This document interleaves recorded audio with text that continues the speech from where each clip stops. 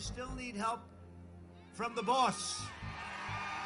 We need help from the boss. That's what happened. Jesus Christ. Take a look what happened.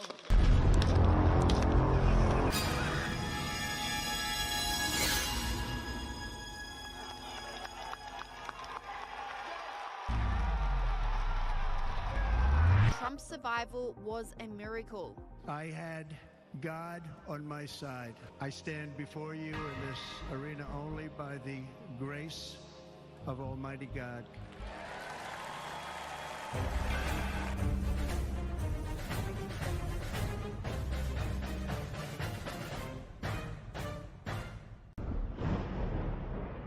Let me begin this evening by expressing my gratitude to the American people for your outpouring of love and support following the assassination attempt at my rally on Saturday.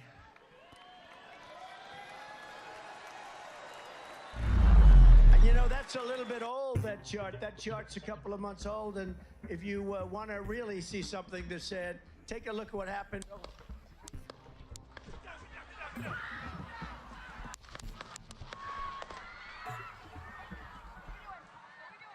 As you already know, the assassin's bullet came within a quarter of an inch of taking my life. So many people have asked me, what happened? Tell us what happened, please. And therefore, I will tell you exactly what happened, and you'll never hear it from me a second time because it's actually too painful to tell. It was a warm, beautiful day in the early evening in Butler Township in the great Commonwealth of Pennsylvania. Music was loudly playing, and the campaign was doing really well. I went to the stage, and the crowd was cheering wildly. Everybody was happy. I began speaking very strongly, powerfully, and happily because I was discussing the great job my administration did on immigration at the southern border. We were very proud of it.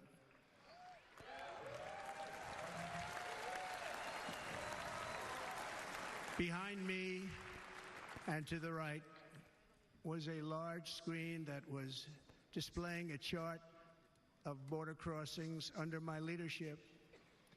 The numbers were absolutely amazing.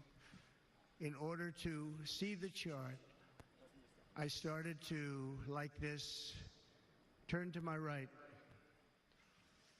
and was ready to begin a little bit further turn, which I'm very lucky I didn't do, when I heard a loud whizzing sound and felt something hit me really, really hard on my right ear. I said to myself, wow, what was that? It can only be a bullet. And moved my right hand to my ear, brought it down. My hand was covered with blood, just absolutely blood all over the place.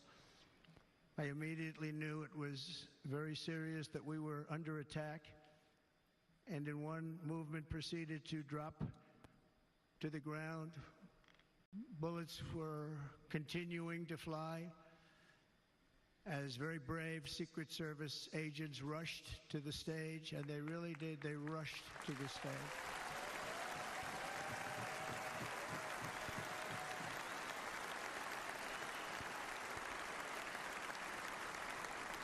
These are great people at great risk, I will tell you, and pounced on top of me so that I would be protected. There was blood pouring everywhere, and yet, in a certain way, I felt very safe because I had God on my side. I had God on my side. I felt that.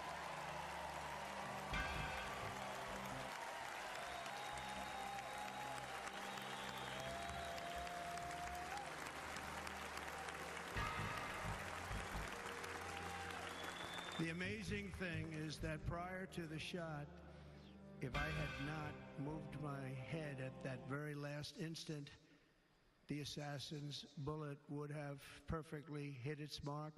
A computer-generated 3D visualization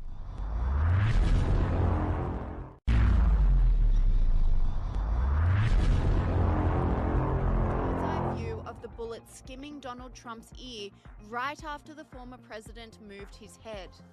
The 3D graphic also shows the path the bullet would have taken if Trump did not tilt his head at the last second.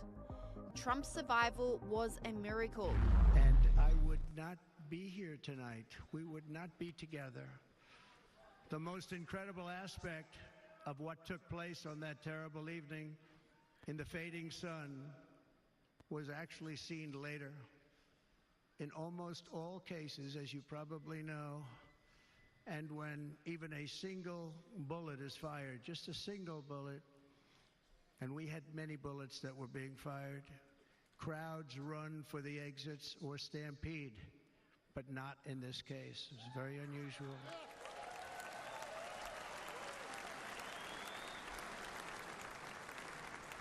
This massive crowd of tens of thousands of people stood by and didn't move an inch.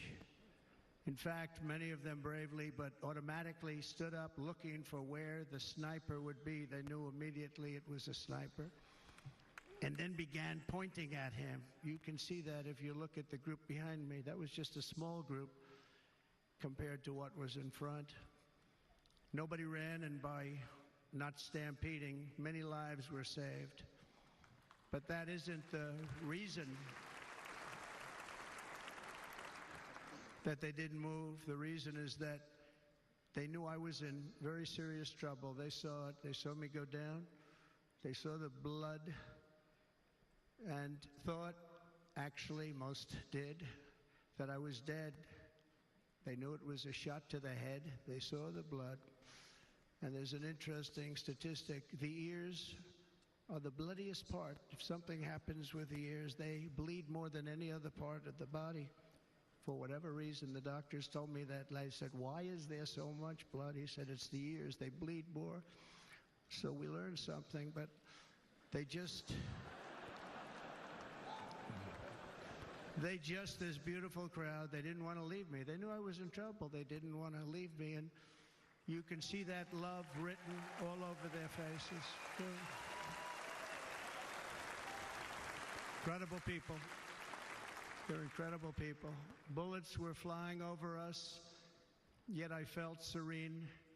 But now the Secret Service agents were putting themselves in peril. They were in very dangerous territory. Bullets were flying right over them, missing them by a very small amount of inches.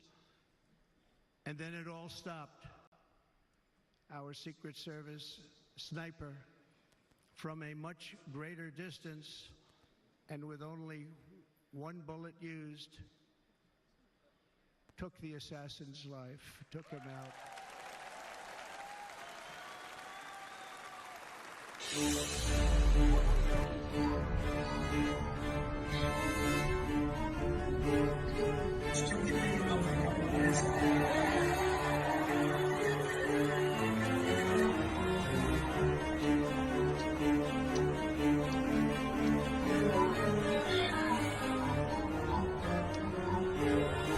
Look, they're all pointing.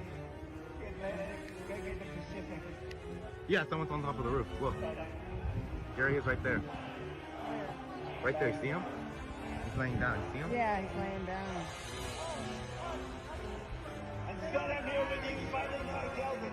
What's happening?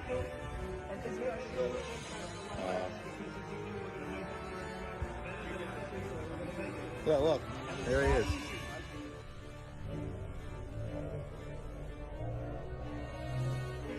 Officer!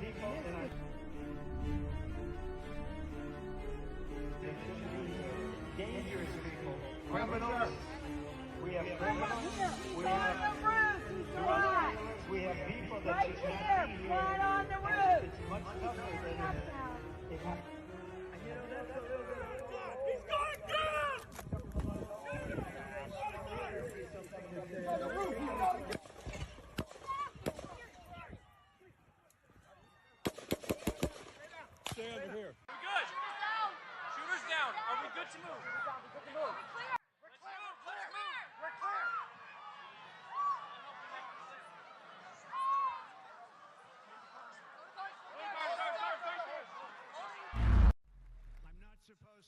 here tonight. Not supposed to be here. Yes, you are. Yes, you are. Yeah.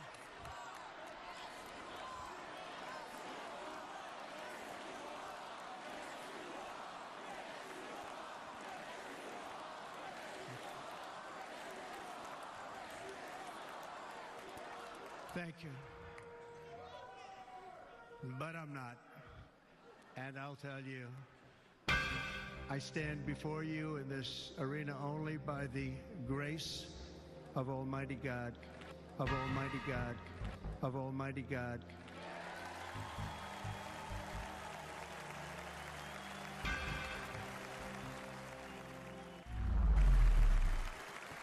In watching the reports over the last few days, many people say it was a providential moment.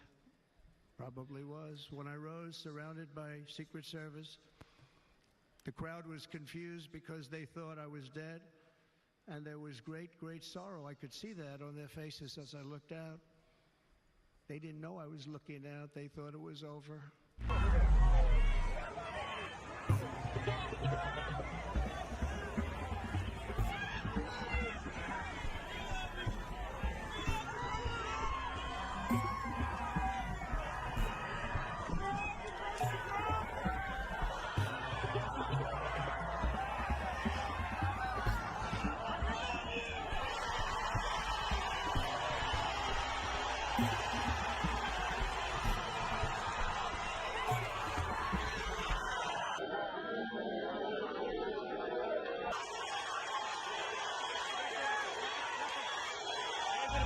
But I could see it. I wanted to do something to let them know I was okay. I raised my right arm, looked at the thousands and thousands of people that were breathlessly waiting, and started shouting, "Fight, fight, fight."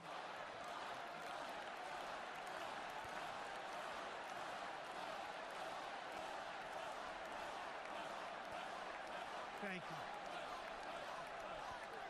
Once my clenched fist went up, and it was high into the air. You've all seen that.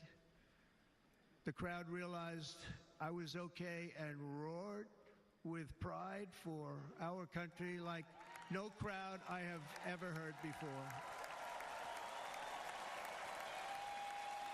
Never heard anything like it. For the rest of my life, I will be grateful for the love shown by that giant audience of patriots that stood bravely on that fateful evening in Pennsylvania. Tragically, the shooter claimed the life of one of our fellow Americans, Corey, comparator, unbelievable person, everybody tells me. Unbelievable.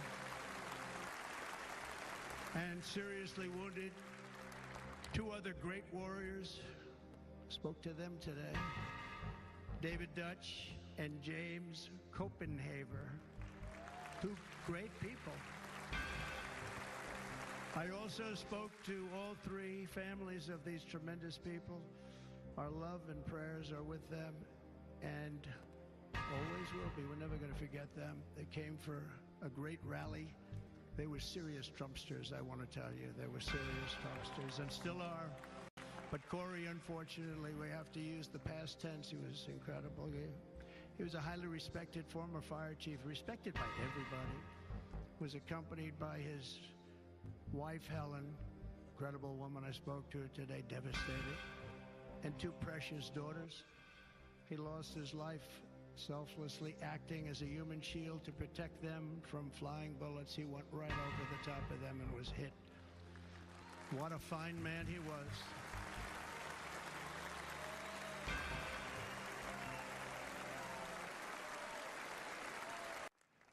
I want to thank the fire department and the family for sending his helmet, his outfit, and it was just something, and they're going to do something very special when they get it. But we did something which cannot match what happened, not even close. But I am very proud to say that over the past few days, we've raised $6.3 million.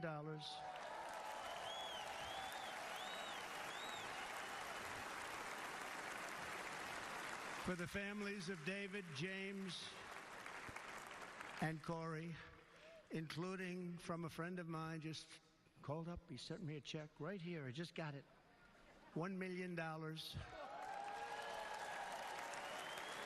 From Dan Newland, thank you, Dan. And again, when speaking to the family, I told them, I said, well, I'm going to be sending you a lot of money, but it can't compensate. They all said the same thing. You're right, sir. We appreciate so much what you're doing, but nothing can take the place in the case of Corey and the other two. By the way, they were very, very seriously injured, but now they're doing very well. They're going to be okay. They're going to be doing very well.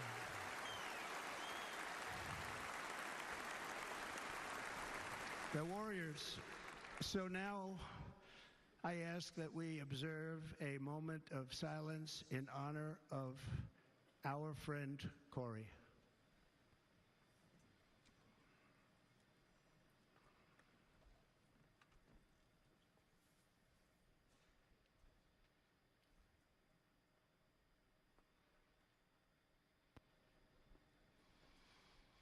There is no greater love than to lay down one's life for others.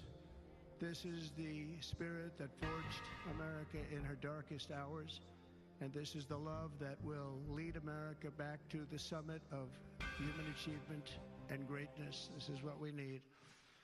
Despite such a heinous attack, we unite this evening more determined than ever. I am more determined than ever, and so are you. So is everybody in this room.